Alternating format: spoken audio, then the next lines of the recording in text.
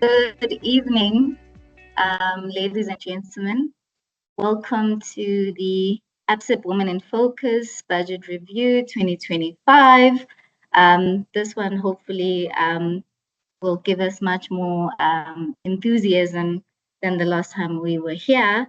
My name is Thulebona Mhlanga and I am an AWIF committee member. My job is simply to welcome all of you here tonight and of course then be able to usher our moderator who will be joining us in a minute.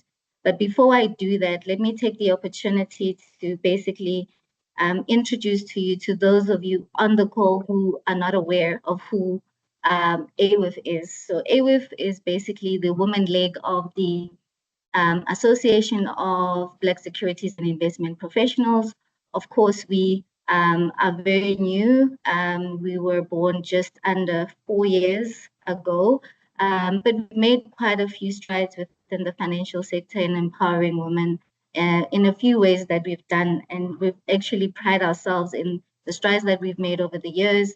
And what we basically have done is we've impacted about 250 women through various programs that we hold, through mentorship, as well as professional and personal development programs. So do look out for us on our social media pages. We are on LinkedIn at ABSIP Women in Focus, as well as on Instagram. I believe we are AWIF_HP, if I'm not mistaken. And of course, there we post quite a number of our programs and events that we hold throughout the year.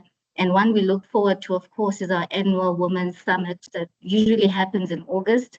And we look forward to seeing some of you on the call. But for tonight, we're here for Budget 2.0 because, of course, we did hold a post-budget review, post-mortem, just as we were coming out of the cancellation on the 12th of February. But we are here on the 19th, beg your pardon me, but we're here again to just discuss what the minister announced this afternoon, and of course look forward to the robust discussions from our panelists, who of course are very insightful individuals, and I trust that they will give us quite robust insights into what this budget means, of course, within an environment that is not quite certain as it were, of course, with the developments happening in the US and within the context of a national government of national unity. So without wasting any further time, I'm going to hand over to my colleague, Kanyisa, who can just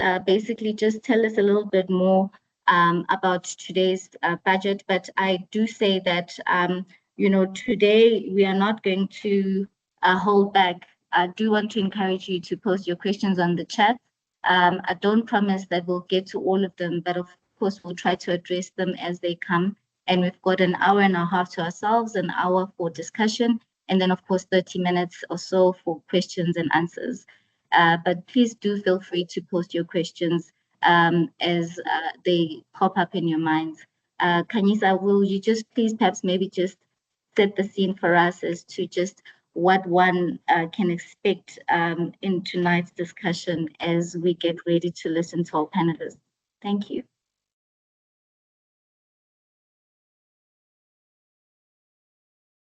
Good evening, everyone. Thank you so much, Tule. Is my voice okay, Tapiwa? Yes. Yes, you're audible. Okay, perfect. Thank you. Thank you, everyone, for joining us this evening. You'll remember at the previous conversation, there was a non-budget budget, and today we're excited to have our amazing and incredibly talented speakers to join us this evening.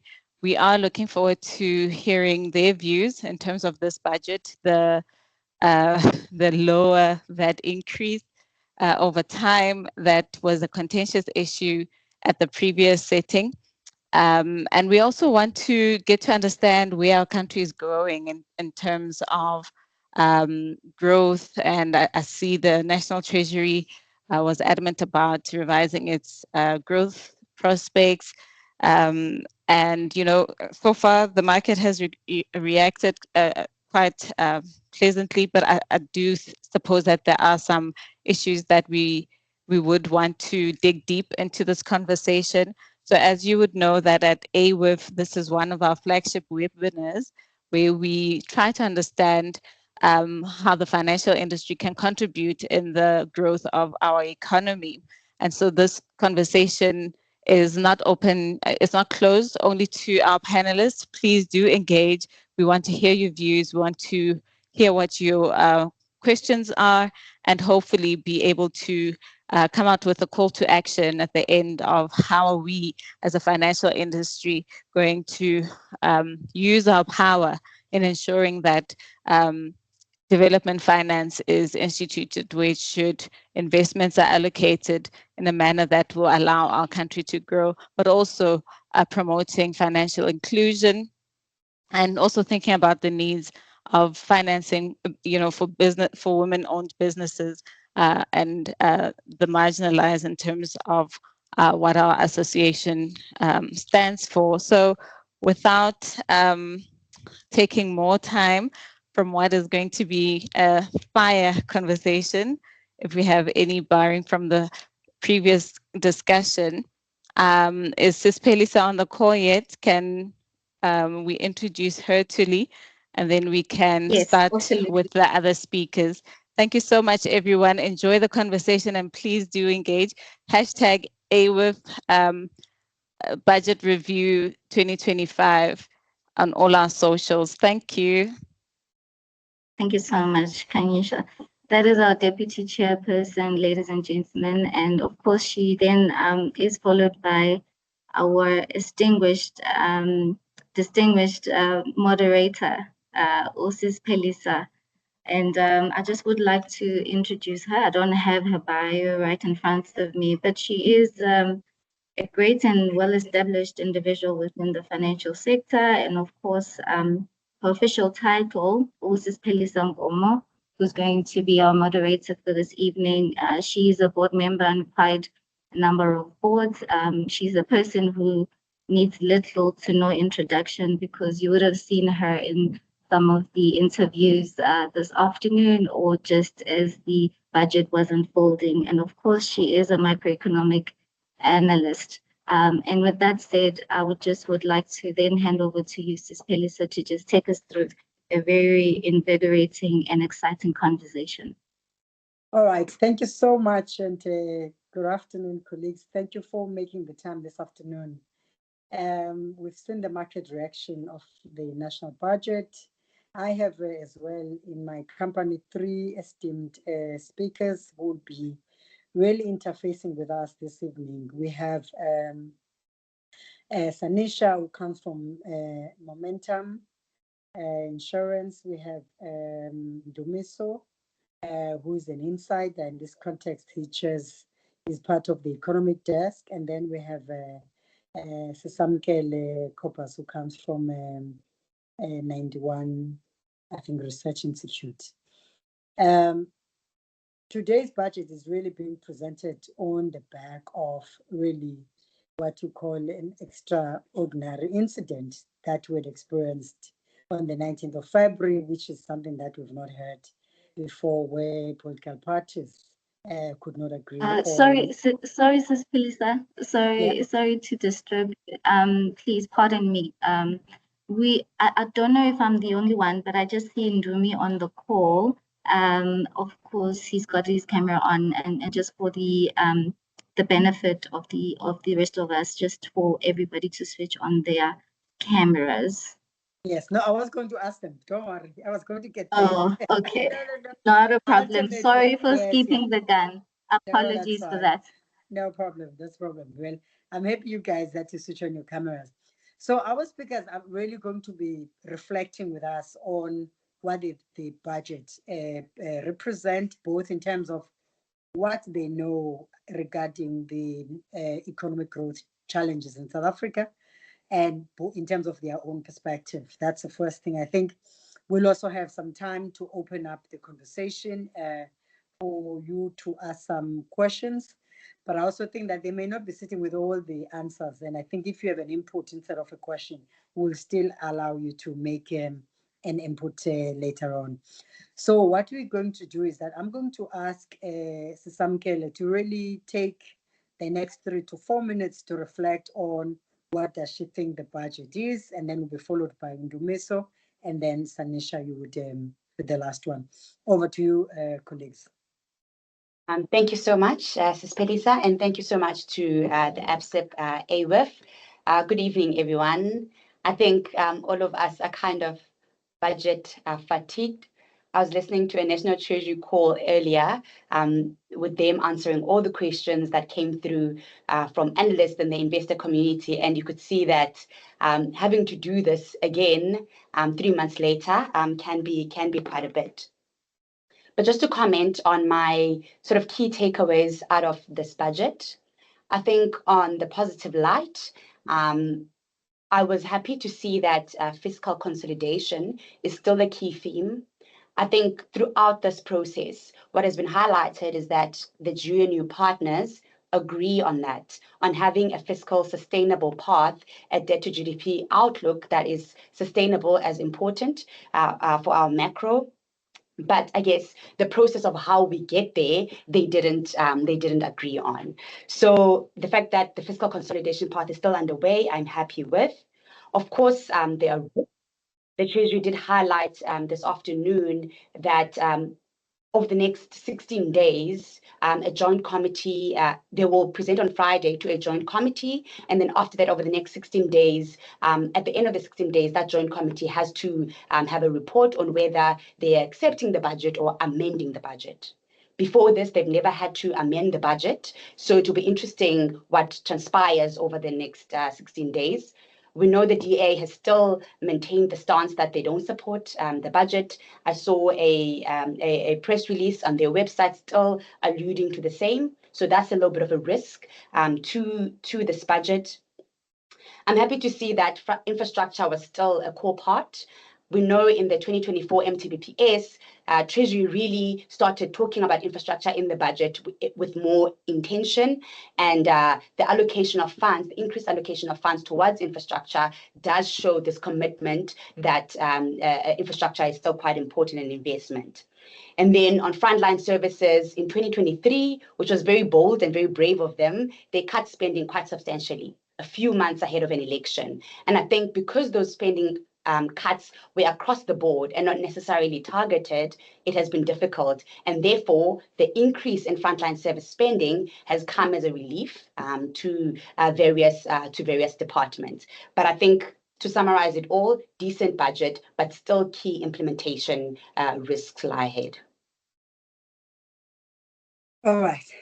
Thank you, Sisamkele. We'll pick up on the issue of fiscal consolidation as a mechanism to manage public spending. Okay, and Ndumiso, you have the floor. Thank you so much, Sis Phelisa, and a very good evening, colleagues. So yeah, I think a couple of things came out quite strongly in this budget 2.0. I think firstly, I was actually quite delighted to get the sense that there's a consensus view that the solution to the constraints that we presently face at a fiscal policy level lie in really unlocking economic growth. And so I think having focused on that particular root cause as a solution, as a precursor in terms of the budget allocations, is an important sort of consensus position that is important. The second that came out consistently quite strongly in terms of the framework is a consistent allocation towards social protection efforts.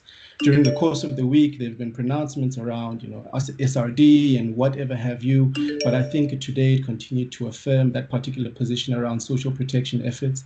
And I think third, and almost finally, is the importance that fixed investment has to play over the medium term to long term in really unlocking this particular question around growth.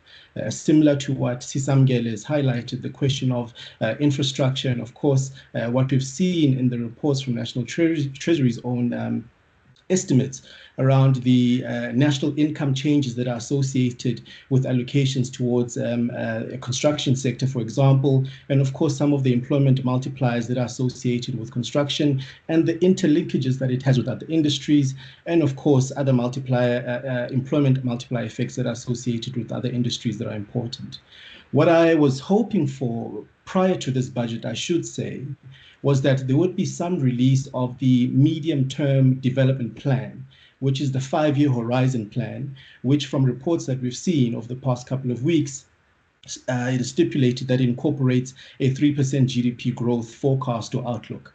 Now, one of the things that I would wish for us to be able to discuss, if I don't know if maybe some of us might have that plan available on their laptops, is to really try to match to what extent does this budget speak to that medium-term development plan. Because I think going forward, that becomes quite important so that we can be able to really assess the efficacy of government spending and the extent to which we align it with the plans or the economic policies that have been put forward. Thanks so much, Ms. Phelisa. Okay, great. I mean, I like the alignment between budget and development plan, because the development plan is actually a yardstick to measure whether we're making progress or not. Sanisha? Good evening, everyone, and thank you so much for having me here. The pitfall of going last before your very esteemed colleagues is that you have very little to say. So I'm going to take a slightly different angle and look at the budgetary process and how it's evolved over the last couple of years. So I think there's 4 key things I'd bring out from here.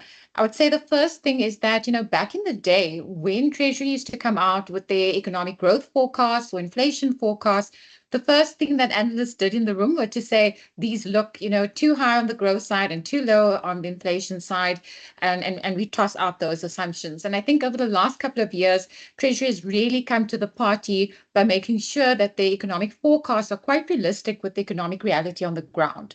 And I think that, of course, helps us to then forecast revenue, etc., from them. The second thing is bringing the private sector on board, and increasingly so, we are seeing a much bigger crowding in of the private sector, specifically around some of the infrastructure projects like my colleagues mentioned. We know that in South Africa, our private sector investment has really languished. Growth there has been slightly below zero, over the last 10 years. And so we've had quite a lot of underspending there. And as a consequence of that, at 15% of GDP, private investment now lags that of the global average, which is sitting at about 26%. And it's even lower than our typical upper middle income country, which we should be compared with, at 34%. And I think, bringing the private sector on board, not only from a funding perspective, but also from an expertise perspective, I think that is a step in the right direction. And I think there is an acknowledgement from government that they cannot do this alone, that we do need private sector on board in order to accelerate growth in the country. The third issue is that I would say that some of these, traditional hurdles are now starting to give way. So I think one of those hurdles was, speaking about the private sector being crowded in to accelerate growth and reforms in the country. It's not such a taboo as it was a couple of years ago. Now they were speaking about a spending review where they're looking at the ghost employees in government. Something like that would have absolutely rocked the boat a couple of years ago. But I think there's a lot more buy-in to rectify these issues in order to get our fiscal house in order. And then the fourth issue, is around sort of the political process versus the technical process. I also dialed in with Sisamkele on the investor call earlier on with Treasury, and this is something that they brought up. So while the technical process, I think, is still quite strong, we're starting to see how the political processes are now playing out. And I think they said something that I think, really stuck with me in that call, and that was, even though we are seeing a bit of a backlash from the Democratic Alliance, what we can say is that there is still buy-in from the partners within the Government of National Unity to stick to debt stabilization, to adhere to a primary surplus by the end of the medium-term forecast horizon. And that gives us some comfort that we are moving in the right direction for fiscal prudency in South Africa.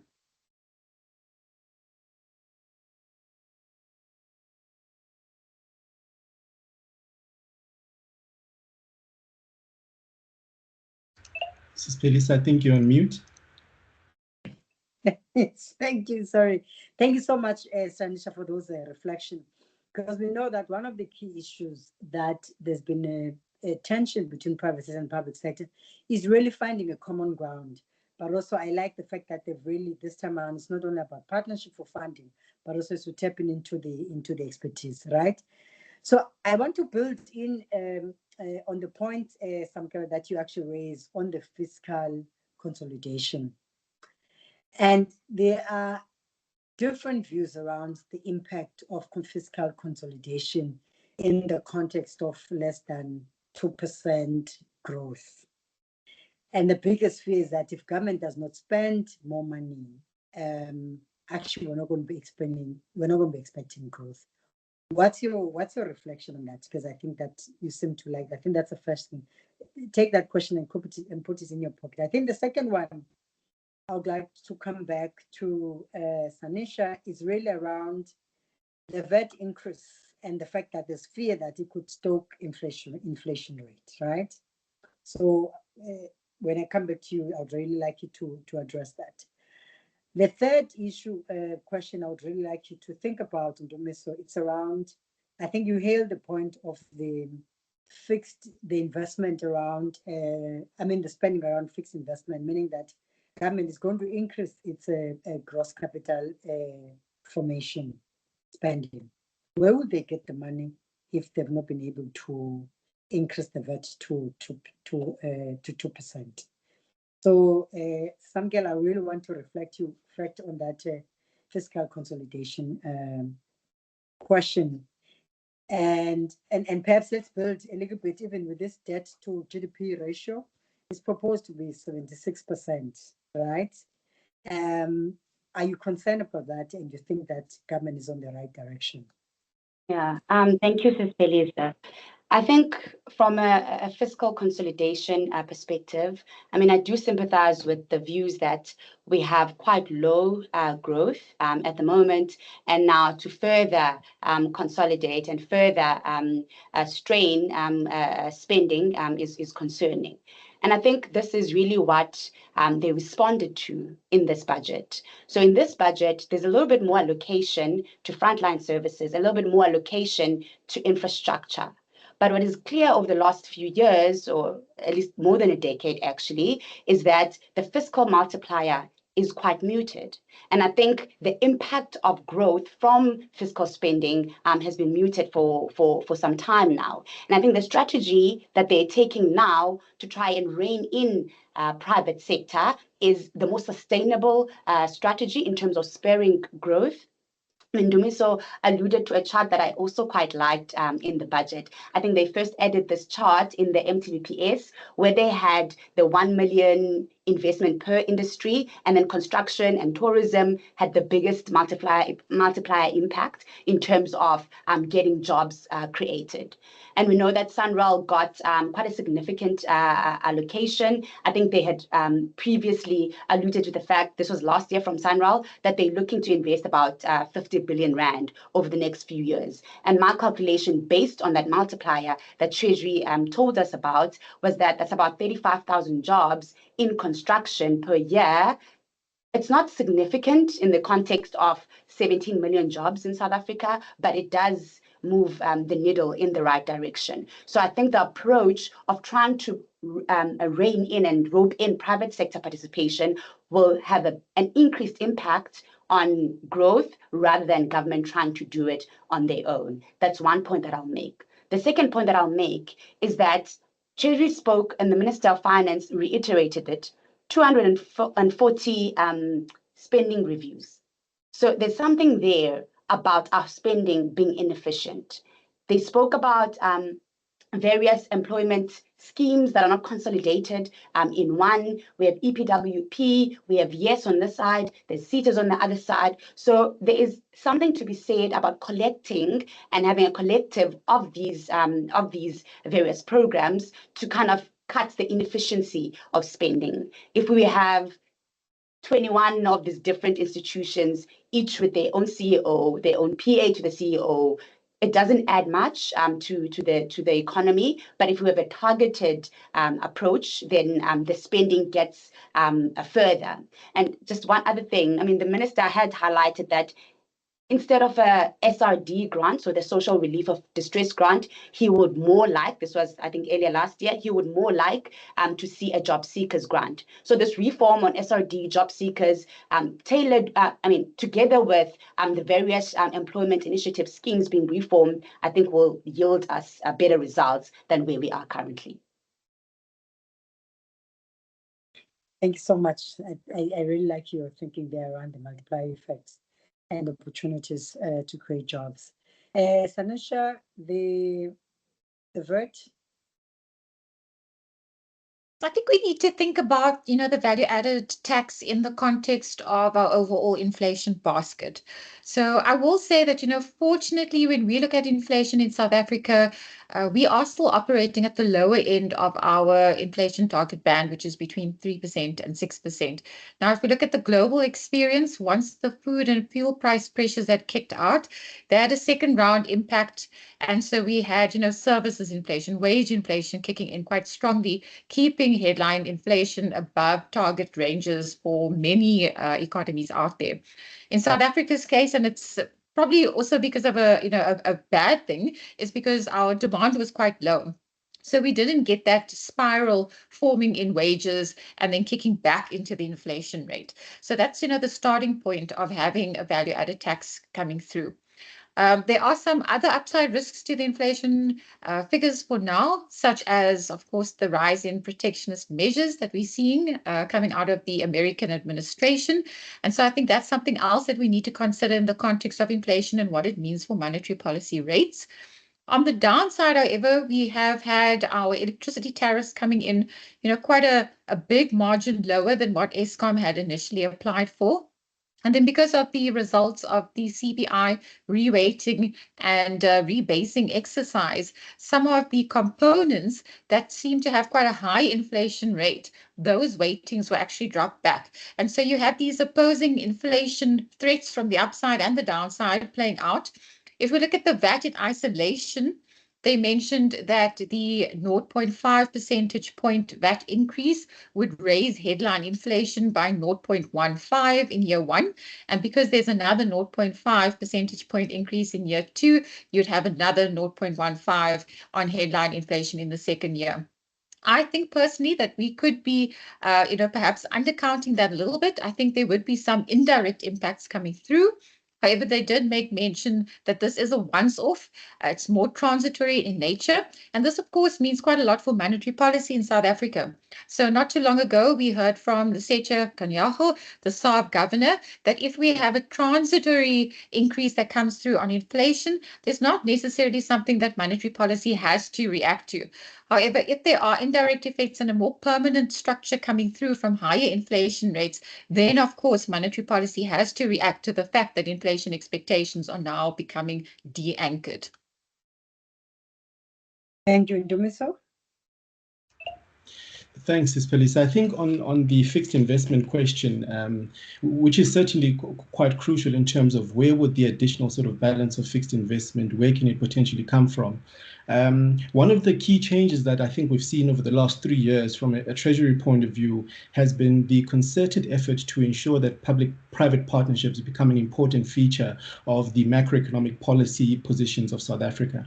And of course, there are some reforms, and we anticipate an announcement around regulations in terms of what that framework would look like, and of course, reducing the barriers of potential investors from thresholds of 2 billion rand for specific projects and not having to go through 3, 4, 5 National Treasury sort of processes in order to make those projects happen is one of the avenues in order to make sure that we bridge that investment gap.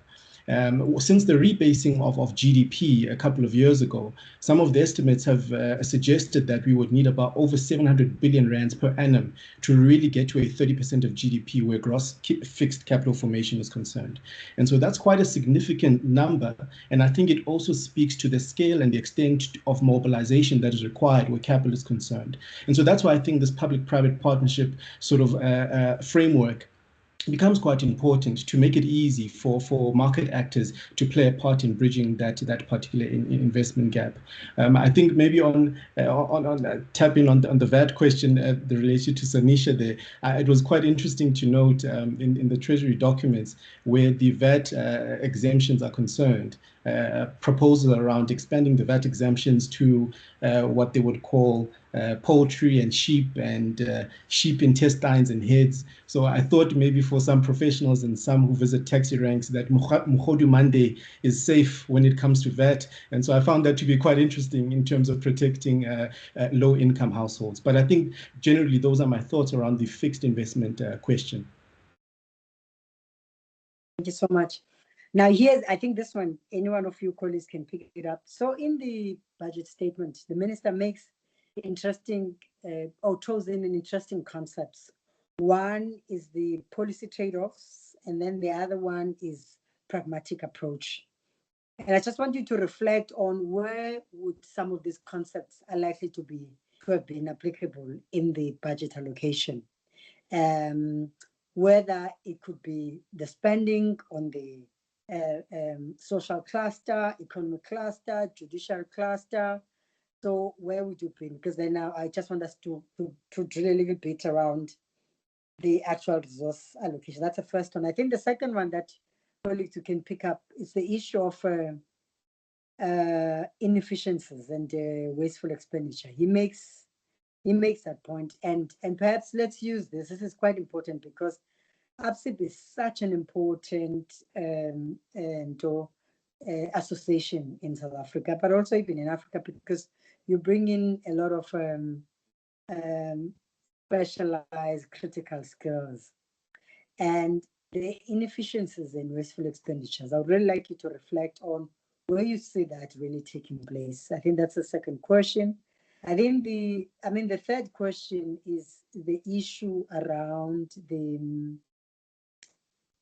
GDP growth. You know, the minister has approached the budget speech with a growth of 0.6% last week from the data from State SA, and the economy is held by only 3 sectors out of 10 sectors. So meaning that there are 7 sectors that have negatively been growing.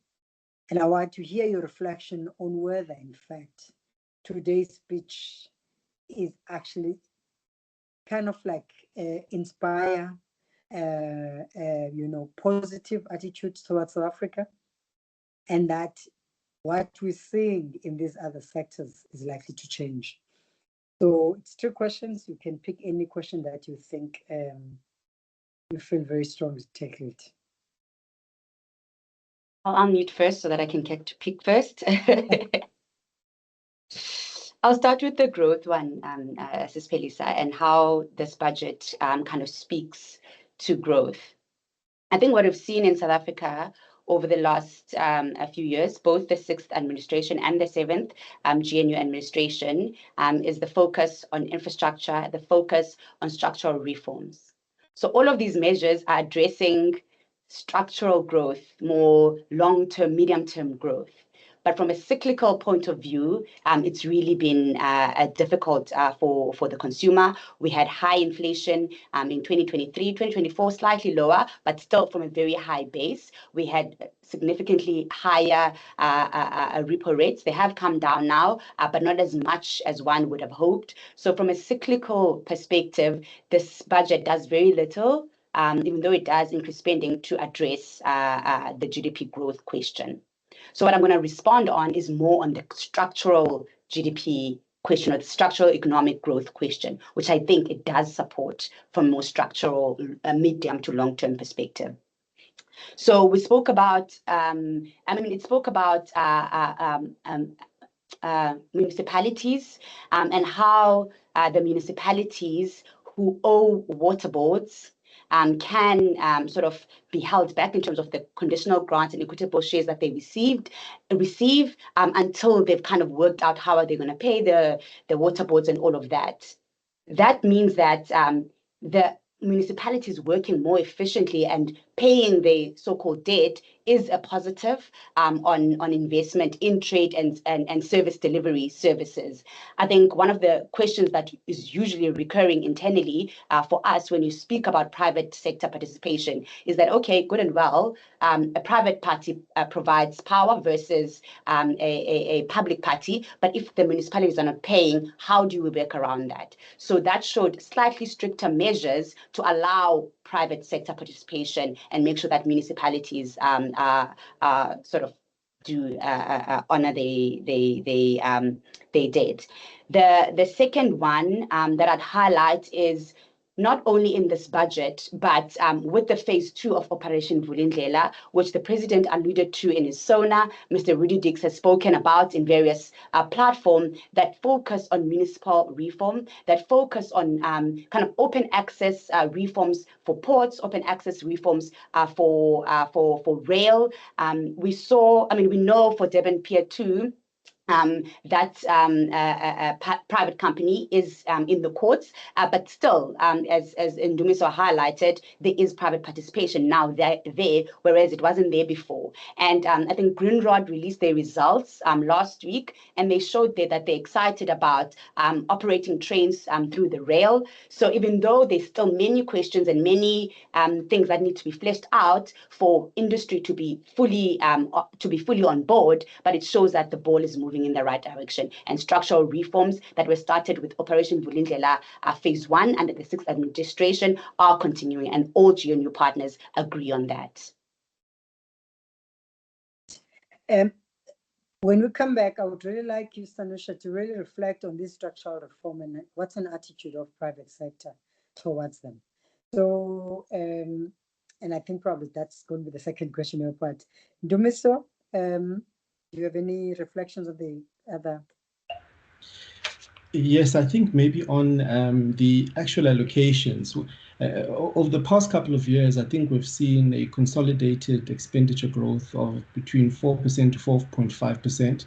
And I think it was interesting to see this time around more on the north of 5% consolidated expenditure growth in this instance, which was quite interesting at various levels. I think that's the one part. The second part is looking at the net changes in terms of actual allocations in rands. In the last budget, the net changes, it appeared that the net changes had more of an increase when it came to areas such as community development, social spending, and you had more on the economic development activities on the lower side. But in this budget, interestingly, it seems the economic development sort of activities in terms of increased allocation have moved closer to what we've seen, the allocations that are associated with community development. For me, I think that is an important shift that I saw today. And I would hope that that kind of allocation would somewhat inspire increased sort of investments that are associated with those critical sectors, particularly because South Africa's economy, as we've come to learn over time, even when we compare it with comparator countries, it has specific features that are nuanced and unique to us, particularly when we speak here about issues around unemployment, elevated levels of unemployment, and of course, poverty rates. And so that's why I guess we see the social spending and community development side coming out quite strongly. And of course, when it came to the debate around, the public sector wage bill and so on and so forth, there's been a lot of debate around that. And one of the constraints that has been associated with that, even when we're comparing it at some levels, is that on the frontline staff perspective, we have constraints in terms of being able to deliver services to the public. Even when we compare it on a ratio by ratio level with comparator countries, South Africa is below the comparator average where that is concerned. And so that's a limitation that we are seemingly in this pool of resources, we're not able to meaningfully address. And this is, I think, is also associated to the efficacy of government spending questions. So those issues of consolidated expenditure, looking at the shifts between addressing social protection considerations and driving greater investment in terms of economic development, and the ability of government or the organization of government to effectively and efficiently be able to spend the allocated resources and implement on important government regulations in this instance. And so I think when it comes to the allocations, those three themes are tied quite intricately. And I think ultimately the debate, I think, going forward, even as we move forward, is the extent to which the efficacy of government spending is measurable against these key targets in responding to some of the unique issues that we face in the South African context. And so those are some of my reflections, particularly when it comes to the allocations that we've seen based on today's proposed budget. Thank you, Ndumiso. Sanisha? Okay, so from the three questions, that leaves me with the trade-offs and the pragmatic approach. But I'll just quickly comment on the other question around Operation Vulindlela and, what is the real GDP impact? So, I mean, a question that we often get when, all economists are eternally hopeful that the structural reform efforts are going to be the thing that turns South Africa's growth story around. And the question we get is, there's been these reforms in energy, there have been these reforms in logistics, and in some cases, even in water. Why did GDP grow only at 0.6% last year? And, the answer, I think, lies in with structural reform efforts. The nature of these reform efforts is such that you have to actually get the lay of the land sorted out first. And so, it does require trying to cut down on the regulatory red tape, for example, in order to get progress on these structural reforms. And so the fruits of these reforms are probably only going to be seen in the back end of our medium-term framework rather than seeing it overnight. And so what we can monitor is whether, on the action items, many of those have been ticked off. And we know for Operation Vulindlela Term 1, about their success rate was about 94, 95%. Going into Operation Vulindlela Term 2, I think they've articulated the problem quite well. I think in some cases in South Africa, we also don't know, what the root cause of some of the issues are. So I think, as an example, we've often been told if you can fix Transnet, you can fix the logistics sector. But that's not necessarily always true. So you could open up, the railway system to third-party operators, which would actually reduce the revenue intake for Transnet, but it is actually positive for the industry. So I think clarifying those sorts of issues is, step one, which is what Operation Vulindlela, I think, is quite successful in doing. Now, that was actually calculated in terms of what the impact on growth could be, and it was an independent calculation that was done by the Bureau for Economic Research. And so they looked at the majority of the reforms under phase one, which focused on energy, water, logistics, digital spectrum, as well as the visa regime. And that could basically take your growth rate to about 3.5% over 3 to 5 year time frame, and that's relative to a baseline of 2%. They also made, the caveat there that not all of the reforms were calculated in that figure, so there is potentially upside risk to that. Not to mention that Operation Vulindlela is also embarking on a phase 2 quite soon, and so that would then accrue more benefits to growth. So that's really around the OV issue. Maybe I can just also quickly just touch on the inefficiencies in government. I think, what we are starting to see is consolidation efforts where I feel a little bit more dismal is around, we often hear from government that we have too many state-owned entities and we need to rationalize that space. And we see that being mentioned in every budget, and we haven't really seen any movement on that as yet. But I think what we are seeing, for example, is some consolidation efforts at local municipalities where we have underperforming municipalities now getting the guidance and expertise of your better performing municipalities. So that starts to eradicate some of those inefficiencies. And maybe just to speak to revenue collection, I think there's a lot of good work that's been done at the South African Revenue Service. Digitizing that process will also help to, close the loopholes that we're experiencing on the tax side of things. So I think while we're experiencing some inefficiencies on the one hand, we are seeing some efficiencies being created partly because of digitization efforts and partly because of some government commitment coming through in other areas of the economy. So on the issue of trade-offs and the pragmatic approach, I think budget take one was a perfect example of trade-offs. So what Treasury basically said was, we cannot raise borrowing. We cannot increase issuance again in a market where, we've got a very globalized volatility is quite high right now. It's quite a difficult backdrop to go and issue more bonds. And the only way to then square the circle is to try and raise revenue if we can't cut expenditure. And so we also saw it in today's budget. I think one of the questions that came up in the question and answer session when we were sitting in lockup was, why did government cut back so substantially on the contingency reserve? And the answer from the Treasury officials were that you can't have everything. So if we want to still have more frontline workers, that money has to come from somewhere. We know that to try and get our fiscal house in order, we can either grow our way out of the fiscal problem, which we're trying to do through structural reform. But as we said, this is going to take some time. We could borrow more, but again, in a highly volatile backdrop where you've got, the orange man in the US dictating policy for the rest of the globe, it's not a great environment to be able to, extend more issuance in this type of market. And then we could either, scale back on the expenditure items or then raise revenue. So I think we are at that point. We often speak about being at the fiscal crossroads, and I think we really are there now, where we're starting to talk about we want to get all of these plans in place, but maybe we can only do some of them in this particular budget, and the rest have to be delayed into the next budgetary cycle. So I think we are already there.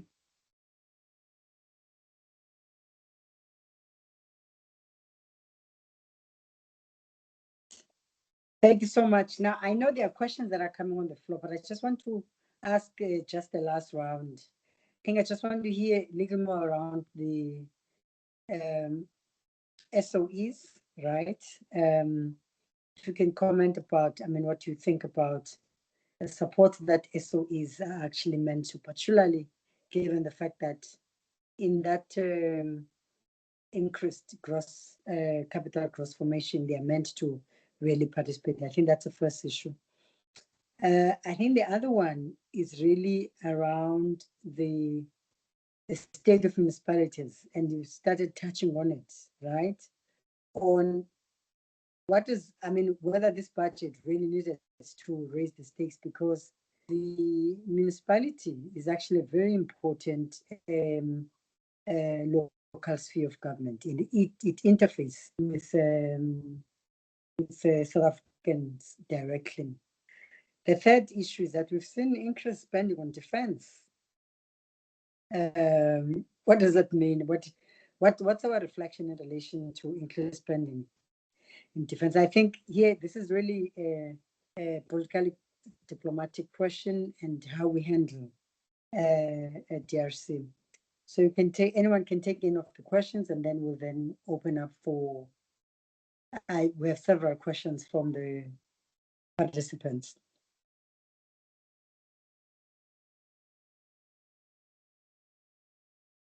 Maybe I can just chip in quickly on the defense question. Okay. So, I think, and I'm going to take a bit of a global standpoint on this question, because, we were quite used to an era of low geopolitical risk. Post that peace dividend in the late 80s, early 90s, we saw geopolitical risk and the volatility around that measure remaining quite low. And that meant that military spending around the globe didn't have to take up a lot of GDP in many governments across the globe.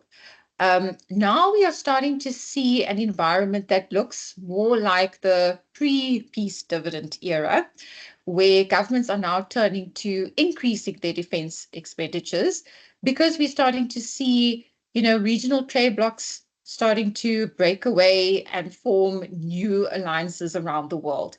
And we saw, for example, out of Germany more recently with their federal elections, the new coalition government, the Grand Coalition, has now tried to lift the debt brake, and they said that they want to lift the rules around defense spending there.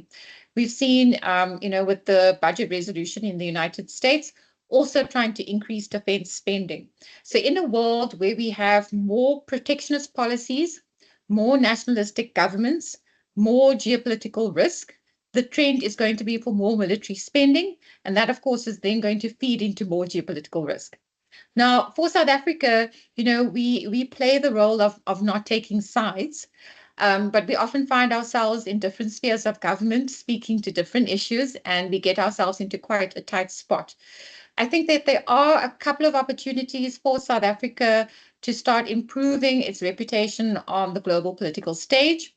We are part of the BRICS Alliance, which brings with it, benefits of funding, research projects, trade dynamics, but it also brings with it the negative connotation of some of the countries belonging in there that are not pro-human rights, for example.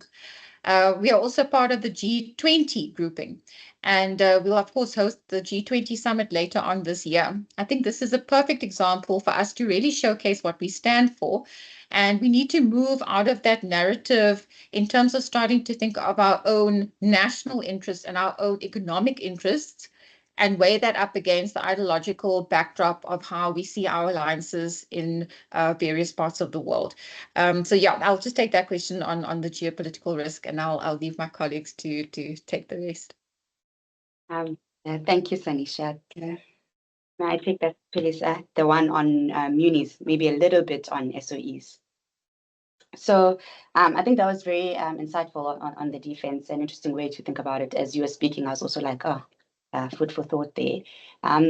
So I think for municipalities, some of the key questions or key concerns, rather, that's there is that there is no kind of funding from Treasury at the current moment that fosters service delivery for municipalities. So we have the conditional grant. Okay, that's conditional. That's clear. We have the equitable shares, a share that until this budget was given to munis with no real clear KPIs attached to this, and also lack of technical skills and lack of proper billing and collections. So even with an intent to bill properly, there can be issues, particularly for smaller munis, and then I think what's required there and what this budget started tilting in that direction and what OV has highlighted is that they'll try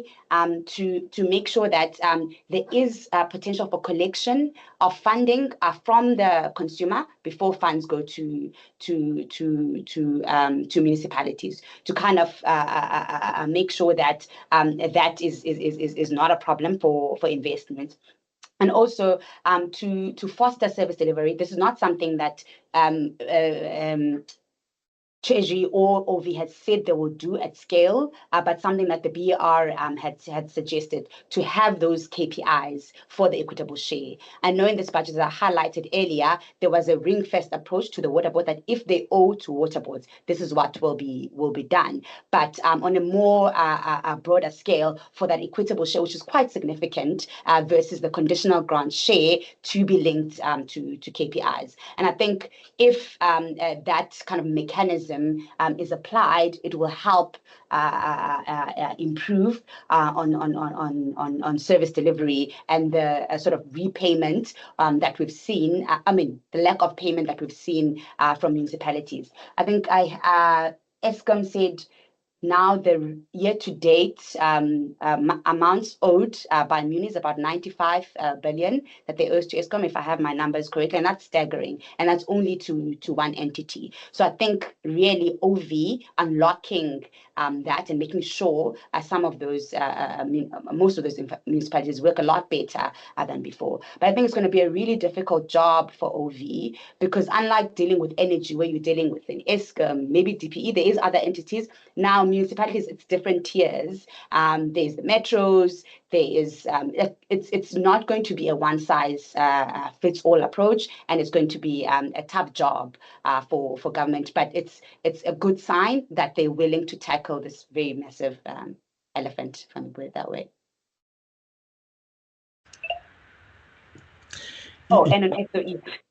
I just think just one liner there. The intention, there's a liner that the Minister of Finance said last year after the MTPS, is that they're not trying to save particular companies, they're trying to save particular industries. So with regards to Eskom generation, for example, they didn't kind of say, okay, to protect Eskom generation, we'll make sure there's no competition. They allowed competition in that space, and then Eskom generation can compete with other private generators, and that's protecting the energy industry and not necessarily the particular company, state-owned company at the time, which was Eskom generation. I think with Transnet, they're taking a similar stance. Transnet Freight Rail is going to be competing with other train operating companies. It's still contested in terms of the various mechanism of how we get there, but the intention seems to be to allow that private sector participation. And then in this budget, there's still no equity injection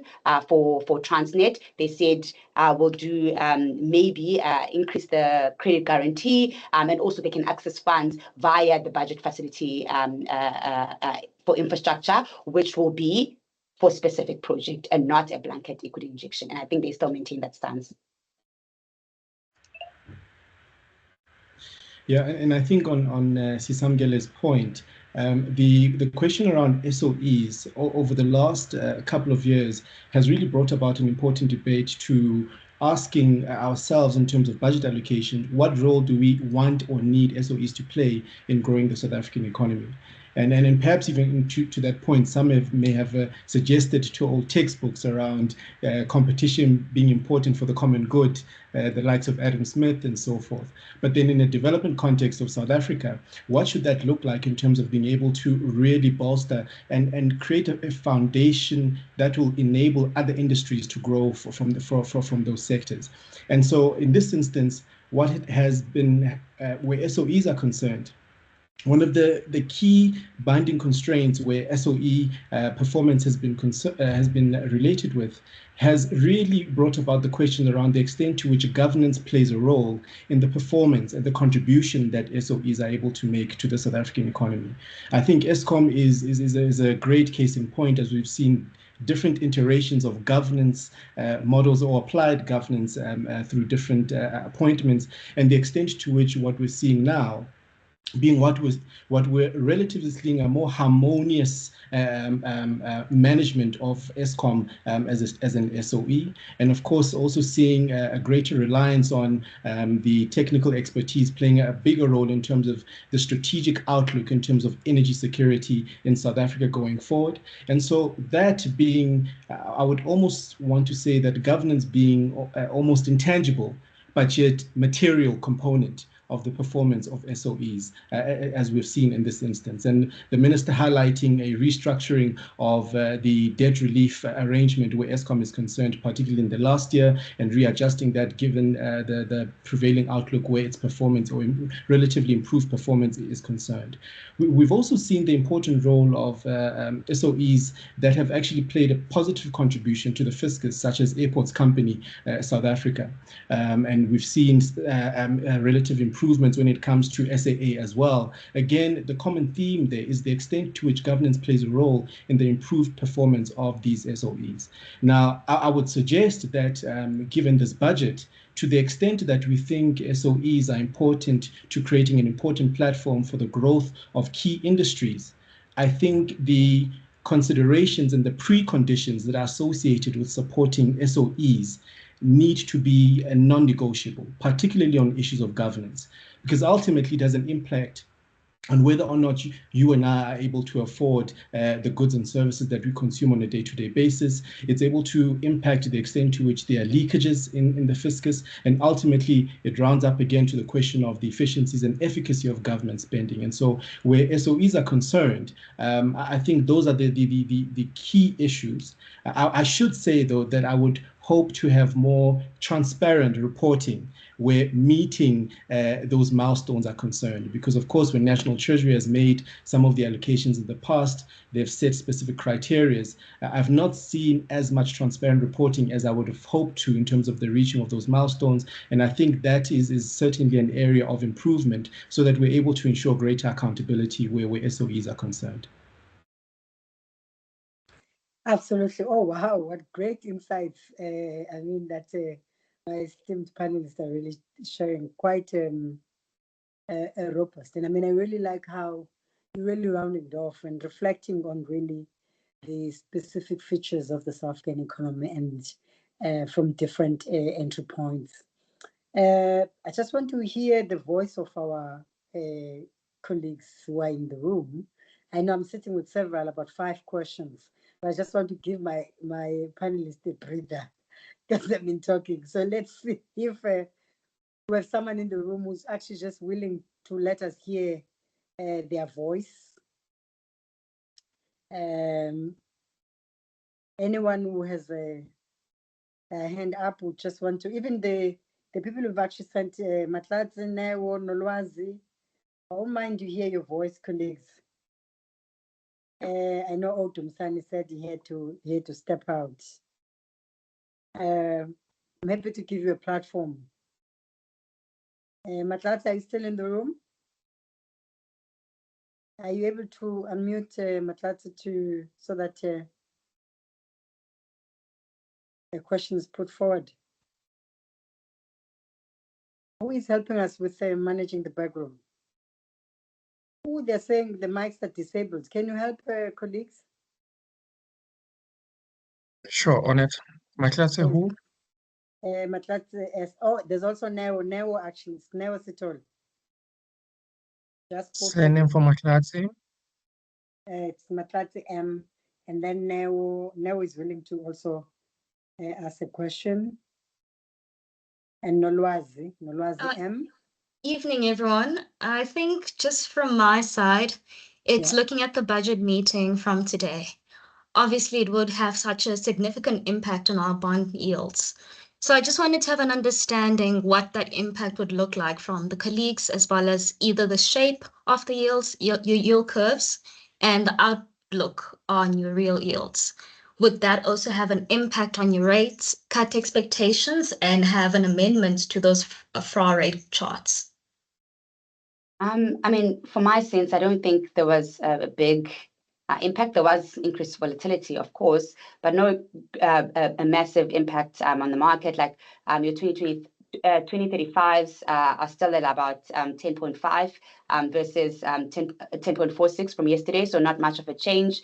The rand also thereabouts 1830 versus, I mean, it's average around there for the week. So I wouldn't say there's any a sort of adverse reaction or positive reaction, and the curve just moves slowly. And then in terms of expectation for further monetary policy, I think I can't remember whether it was Ndumiso or Sanisha highlighting what Treasury said would be the impact of the VAT on inflation. They highlighted that it would be 0.15%.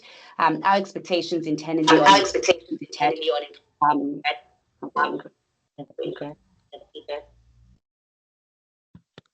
no. Okay, that go ahead, Sisamkele. That signal pitch has been sorted. Okay, so I'm saying our expectations internally on inflation is that we'll have about 3.7% average for the year. The Reserve Bank is on 3.9% average for the year. So at 0.15, we're still not close to the midpoint of the target. So it's not going to be a big concern for the Reserve Bank. But our Reserve Bank can be very conservative, so they can maybe use it. But I think it doesn't have a major impact on monetary policy. Thanks so much. And then, so your bond yields wouldn't get affected significantly, or would they? Yeah, so the bond yields, not much. I mean, looking at the 10-year bond, it's barely, I mean, it's moved up and down, but it's barely changed overall from yesterday. I think when you look at the main budget deficit, you can see that there's increased spending pressure, of course, and spending increases, but there's revenue-raising measures to mitigate that, such that when you look at the main budget deficit this year, 25-26 versus the MTBPS is only 10 billion worse, and then the outer years are better than MTBPS. So I think the revenue raising measures are more than account for the increased spending. So it's not a concern that much from an issuance of bonds perspective. All right, thank you so much. Thanks, Nero. Matlatse? Or Sanisha, we wanted to add that I think Sisamkele really handled that question very well around the yield bonds. Yeah, no, I'm quite happy with her response. I don't think there's too much I can add there. I think she's our resident fixed income specialist. I will just say that, I think there is a bit of a thought process out there around what we call fiscal dominance. So that's when governments across the globe loosen the purse strings a bit too much and work out of order with monetary policy. So, for example, we want to see monetary policy and fiscal policy being coordinated so that you can get the direct impact on the economy coming out quite strongly. So that transmission mechanism, strengthening it.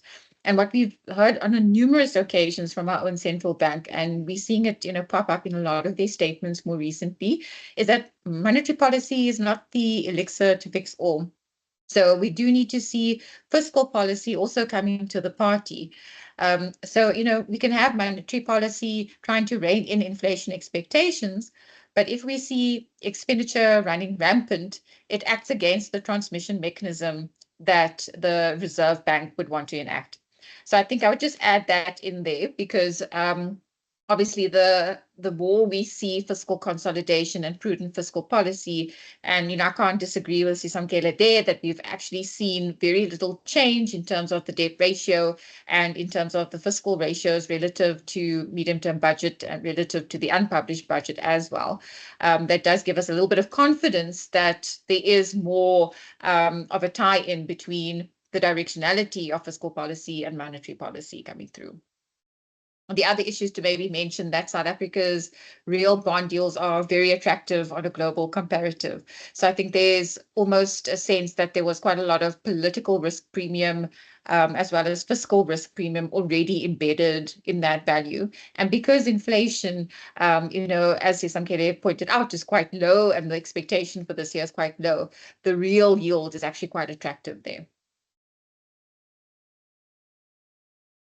Thank you. Is Matlatse, are you able to, Tapua, are you able to unmute Matlatse M? Can you hear me? Yes, we can. You may Okay, proceed. right. My question was about, I was curious about whether South Africa, given the current recent years economic trajectory, are we heading for a big state? I mean, we are not a lean state, so we are in the middle somewhere there. So I understand that we have a big financial market in Africa, and but I always look at South Africa's situation as like quite heavy relative to Eastern Europe. I believe in Eastern Europe, I've realized that they are developing, but they're quite dependent on foreign direct investment and so forth. But looking at South African economic trajectory, okay, it's not growing as expected, and over the years since 1990, I think our currency has been depreciated against US dollar, and our debt is becoming bigger. Now it's like double of what it was in 2019. Our debt to GDP have increased, and given our weak currency, then it increases our debt a lot. And so 10 years fast forward, given our socioeconomic environment as well, we'll need to really support this inequality that is here in South Africa. So how will go? So I'm curious about that. Government may have no choice but to become like a big state, like high taxes, if not high taxes, more taxes in a lot of spaces. So it was just my question. Are we heading for a big state? All right. Thanks. Ndumiso, do you want to take that question? Sure, I can attempt to take that question. I think when it comes to look, I think even post the 6th and 5th and 4th administration, one of the issues that we've seen, and perhaps it might also be slightly related to the bond yield question, is that throughout the different iterations of administrations, there's been a relieving level of optimism in terms of South Africa's macroeconomic fundamentals being in place. So regardless of who might be in office or which administration might be in office, some of the foundational macroeconomic principles that are in place do attribute or do give us some level of confidence, particularly where it's concerned.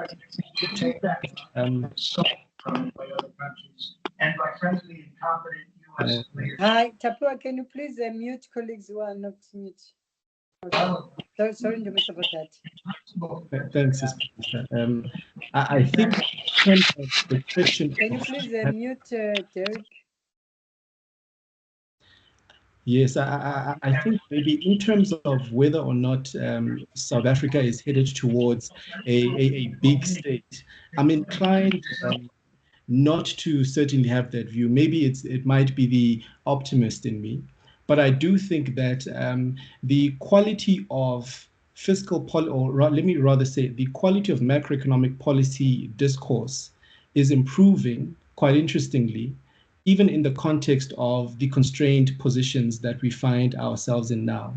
One of the key areas which has been debated over some time, of course, I think Sanisha made reference to it, has been the limitations that are associated with monetary policy in terms of broader macroeconomic policy, and of course where different policies play a role in terms of ensuring that an economy is able to be efficient. And one of the things, the drivers that come out from a monetary policy point of view has been in really understanding the breakdown of the inflation drivers in the South African context. Is it more on the demand side, or is it more of a cost push inflation, and so forth? And one of the areas which have been a constraint in our context has really been the issue of aggregate demand and the extent to which we're able to stimulate that, particularly if we look at the context of over 60% of South Africa's economy being driven by consumption, which is contrary to an economy such as China, for example. And so we're seeing their response to what is currently happening in terms of geopolitics being an attempt to sort of stimulate the questions around aggregate demand to become more consumption-led because they are more export-led and so forth. And so when it comes to being a big state, for the 7th administration, I think there are important learnings in the 7th administration. I do anticipate learnings that will inform not only just broader macroeconomic policy, but also macroeconomic policy in the context of the organization of government. Because one of the areas that I think that, at least in my view, is that when we're tabling, for instance, what we would hope to see quite soon, the medium-term development plan and budgets in particular, is the extent to which these allocations speak to how government is organized and the extent to which that speaks to the goals that we seek to achieve from an economic growth point of view. And so I'm not necessarily sure when it comes to the government calls it the national macro organization of government, whether or not the national macro organization of government is indeed geared enough to be able to ensure that we don't necessarily become a big state, I think as Mahlatse was saying. And so I think those are some of my preliminary reflections on that particular question. But I do anticipate that in the 7th administration, there will be important learnings, given that we are in a coalition arrangement as well. Yes, actually, that's actually quite nice. I mean, Sanisha makes the point earlier around the political processes, and I would really like you to comment, but a little later about that. And how do we smoothen out these emerging political differences around resource allocation? But you know, is a question later on. But let me just get there's another question. Is Nolwazi still in the room, or she wants me to ask the question? Okay, let me just ask. Oh no, it's just a recording. Oh no, she's asking a logistical question. All right, Dumsan is asking, says, my apology, I have to exit the meeting, but how is it the budget going to change the basic fault lines of society? How is the budget different from the previous budgetary framework? So he's really wanting, Dumsan wants that comparative analysis, and I think from different entry points, you can always handle that. So I think that's one, but I want to actually, on the back of that, I want to talk about the support for small, medium enterprises, right? And this is on the back of the fact that the minister had made a policy statement in the budget of 2024 that more than 60% of jobs are actually created by small, medium enterprises. Why did we not hear much about that today? I think the second one is around the fact that the informal sector does absorb people who are either been laid off from labor market. I mean, we've not been able to recover from the 2.7 million jobs that were lost during COVID. And how does today's budget really address the support of the informal sector? And I think Dumsan is asking and says whether this budget will deal with issues of inequality, unemployment, poverty on the back of resources. So he's really looking for a lot more comprehensive reflection of what this budget says. So I'm just going to open up to, I think you can take it from different, and I know you've answered a little bit on that, but perhaps for the benefit of those who says that come in a little bit later into the conversation.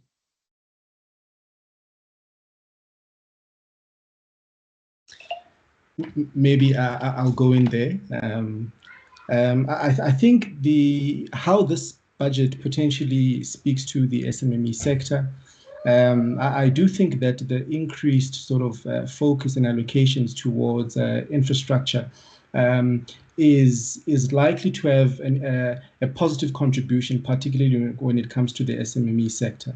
Here we're looking at the value chain, for instance, where infrastructure is concerned, from actual construction companies to folks who are actually in the business of supplying cement or building materials, and ultimately to developers as well. You do find SMMEs who are in the business of developing, of having developments, as it were, based on specific zoning that has been allocated. So I do think that in that area, it does speak to potential sort of positive spin-offs where the SME sector is concerned. Other questions around the SME sector, I do think that, of course, the amount of what would then call risk capital is not necessarily readily available, or is not the scope of it is not necessarily as large as it would be required in order to ensure that the increased participation of SMEs in the economy can be sustainable.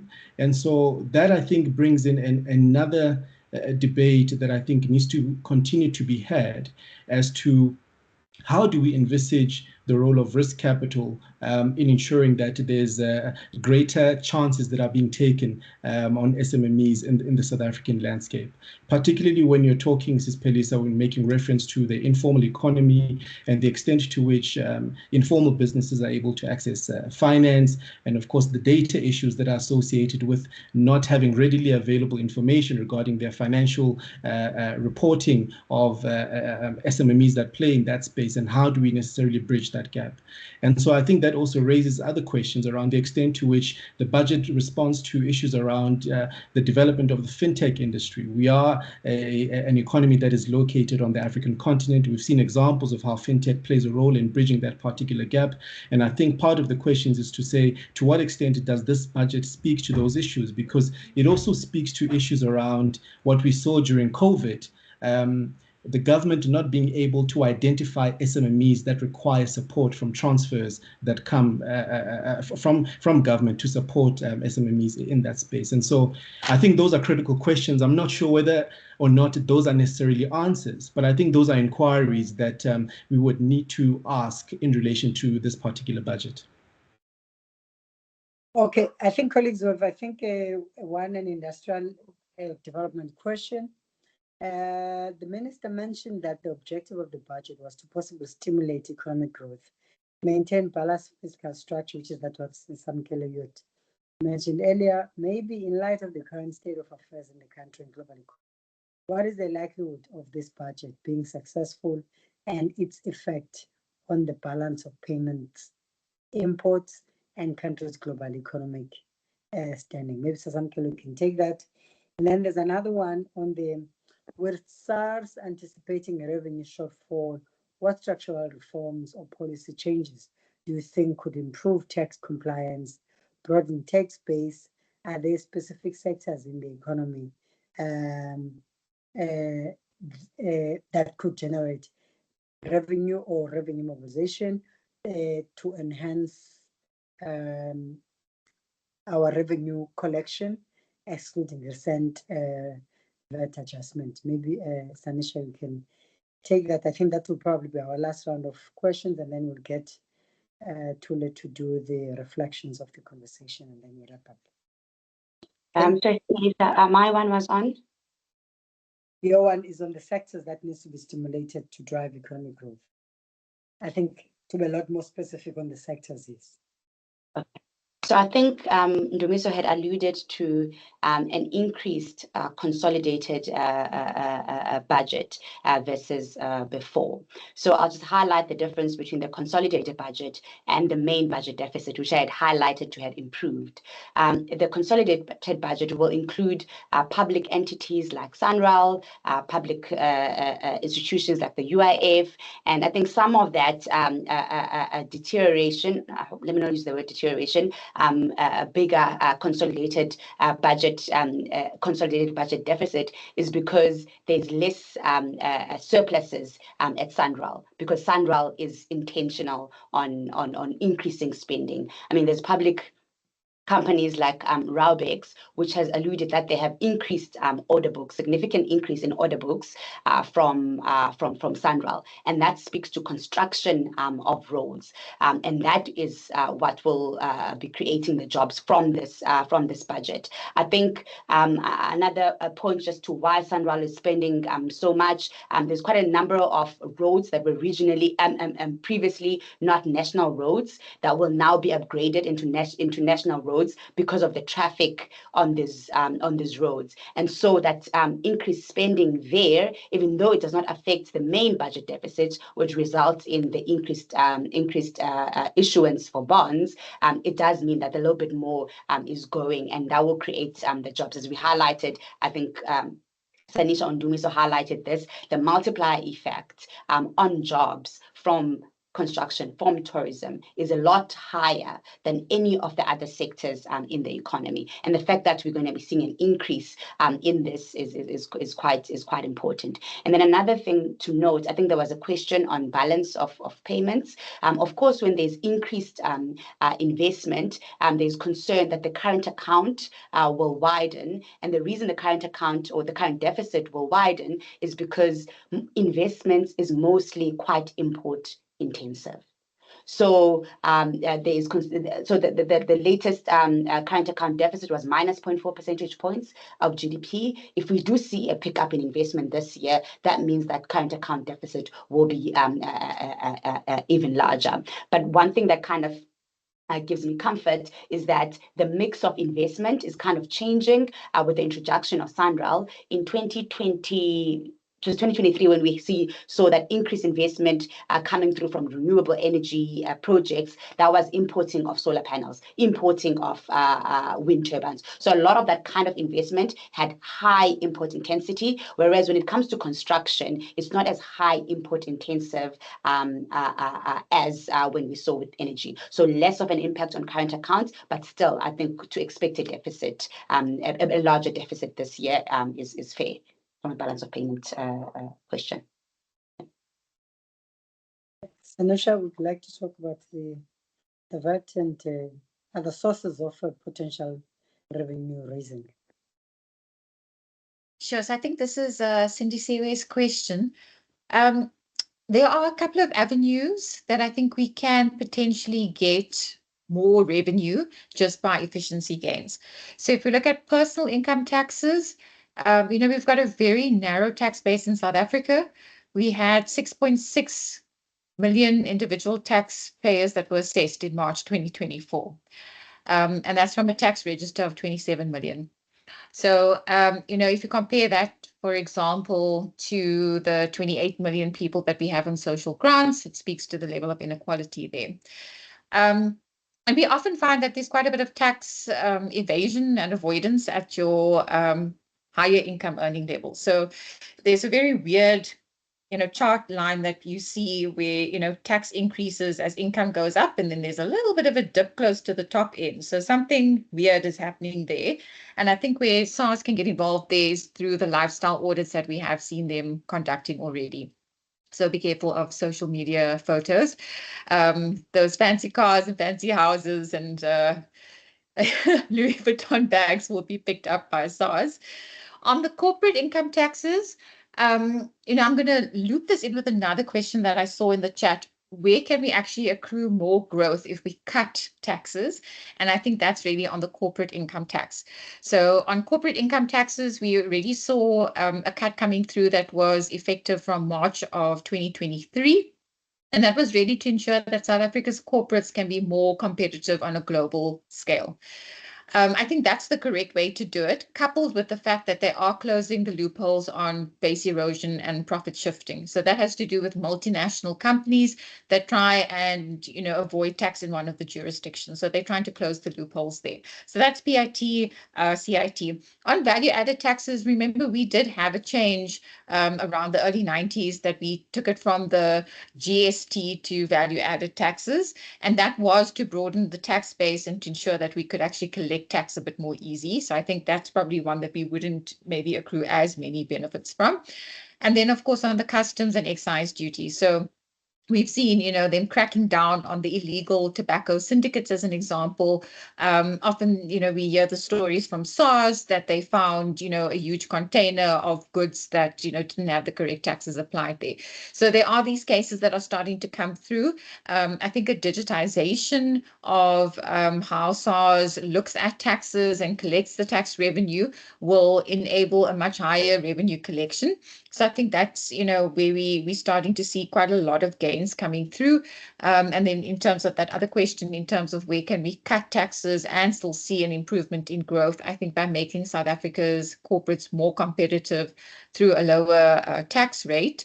And we know that the effective tax rate of corporates is actually lower, than that rate of 27%.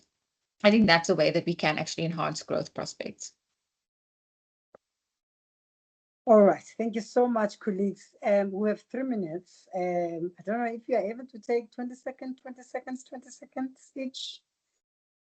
Just say 1 or 2 things that we've not been able to talk about. But I mean, I'm convinced we actually spoke very exhaustively. I really enjoyed the conversation. Anything? Sisamkele, 20 seconds. Ndumiso? You're good. I think 20 seconds on my end would be interesting to further explore. Transformation has been a big debate, I think, as well. We've seen recent reports, so it would be interesting to see the extent to which we're able to see a reflection between policy statements, the budget, and the extent to which it's able to transform, because I think it speaks to Sanisha's point around a narrowed tax base. So how do we then broaden that? And then I think the municipalities question increasingly becomes a more elevated risk item in terms of our budgetary processes that we need to consider more deeper. Thanks. All right. Okay. Sisamkele, any comments? I think I've kind of highlighted everything, but one thing that I think I didn't get in terms of the risks, the PEPFAR funding. I think the Treasury said that they are in the process of dealing with, talking to Department of Health. I think there's about 150 beneficiaries, and what are the gaps and how they can mitigate that spending. That's one. And the second one also related to the US, the fact that AGOA is probably as good as gone, and that from a geopolitical perspective, the president keeps talking about a convoy to the US. How do we kind of remedy that relationship, even though we are being bullied a little bit, but we are a small fish? How do we remedy that relationship? Sanisha? Maybe I'll just wrap up by saying that I think locally we are seeing a little bit of a cyclical upturn here, and I think the structural story is quite positive. We didn't really talk a lot about sovereign ratings, but that's an independent body that looks at our comparative emerging market peers. And we saw Standard & Poor's coming out at the back end of last year, corroborated by what Moody said at the beginning of this year, that we are starting to see signs of progress in structural reform. We've definitely seen it in the energy space, and there are some signs of improvement in logistics and maybe even in the water space. They went on to say that if we can commit to fiscal prudence and if we can continue to see structural reform progress, we are on our way to getting an upgrade in our rating. And we saw Standard & Poor's actually putting us on a positive outlook from a stable outlook. Maybe chatting to one of those earlier questions in the chat about how we're going to eradicate poverty and inequality. We had a long winding road on the way down, and it's going to be an even longer winding road on the way up. But I think what we've spoken a lot about in the session today is that these structural building blocks are now being put in place. There is a bit more government willingness, especially under a government of national unity, where there are far more checks and balances in place. So I don't think we should be discouraged. I think we should be encouraged that we are on a, the momentum is starting to improve in South Africa. But because the hole that we dug for ourselves was quite deep, it is going to take some time, and we may not see a lot of these improvements overnight. But I think structurally on a 3 to 5 year framework, the picture looks far rosier. Thank you so much, colleagues. This was really, really great. Tulabona, are you available to take your minutes to just really reflect on what are the key issues that had emerged in our conversation? I hand over the meeting to you going forward. Thank you. Thank you so much, Sis Phelisa. And let me start by thanking you for basically steering us in this rather interesting conversation, because as much as we are happy that we've tabled the budget at long last, but I think there are those tensions where other people are happy and other people aren't. But I think there's consensus on this panel that, we are headed in the right direction, of course, and we are sort of seeing some of those green shoots coming up. Of course, not perhaps maybe in the next 2 years, but over the medium term and going forward, at least within the 5-term mark. I want to start off from at least a comment that Ndumiso reflected on around whether the budget is pointing us to what we call the plan that we have as a country. And just looking at what the president had announced at the SONA around the 3 pillars that we are, of course, wanting to pursue as a country. And so mine is that we do think that, of course, there could have been more that we could have done just to look at a much more pro-growth approach. But I think given the circumstances, we have done what we could. But what I'm excited about is that we are beginning to see a much more aggressive effort from government around infrastructure, which is something that I think 2 years ago we were part of, the part of the groups that were lobbying for Regulation 28 amendments. And of course, now with the announcement of the Triple P regulations, we'll see a much more concerted effort between government and the private sector in basically dealing with that infrastructure backlog. Again, I want to reflect on the point around, support for SMMEs. Of course, we were looking for more details around that, but there were no announcements around the transformation fund. But we do hope that perhaps maybe there will be more details around that, and we do hope that what Ndumiso is talking about, we'll begin to see some of those efforts come about. And of course, we are excited around the phase 2 of Operation Vulindlela, just to see some of those network industries work better, because those are where the economic constraints lie. And we are concerned, at least, as a body that seeks to lobby for a pipeline of Black professionals within the financial sector, that we, begin to see more growth to allow for more job creation, so that we see more young people. And of course, then a spin-off from that would be that we want to grow our tech space so that, of course, we do have some sort of revenue coming from that. And I think just, latching on to just the last points around the 3 triple challenges that we're dealing with, which is poverty, inequality, and education. We hope that what the minister has tabled this evening or in the afternoon would allow for us to be able to see some of those initiatives, to be able to at least consolidate our spending so that we begin to have some savings that we realize over the next 5 years. And that would mean that we spend in key sectors, at least that we feel that are important. And one of those sectors, of course, is education, because we do need to invest in our young people. So with the risk of repeating myself and the thoughts that have been shared by our panelists this evening, I do want to take this opportunity to thank those that have stayed with us.